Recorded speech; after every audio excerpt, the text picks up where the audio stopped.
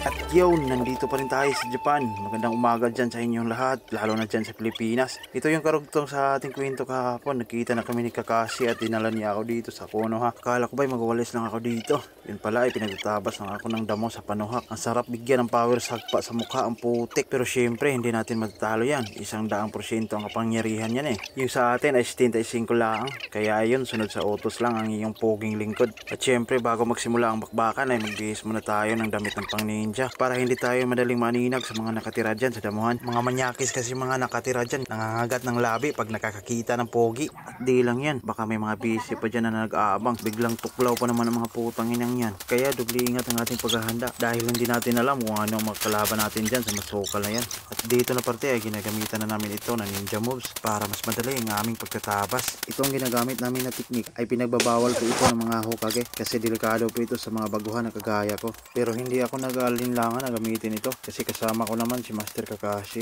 Baka nagtataka kayo kung saan si Sakura at si Naruto. Hindi po sumama sa amin ng dalawa. Nagpaiwan po dun sa puno ng akasya. Malamang naglalandian na yung dalawa sa ngayon. Hayaan na natin yun si Naruto. Batugan naman talaga ang taong yun. Di maaasahan sa ganitong trabaho. At dito patuloy pa rin ang aming pagsasanay. Diyan na parte medyo hinihingal na po ako niyan kasi sumisilip na ang araw sa aking batok. Yan lang po ang mga kaganapan sa ngayon. O mga bata, hanggang sa muling pagkikita. Paalam! Iyo!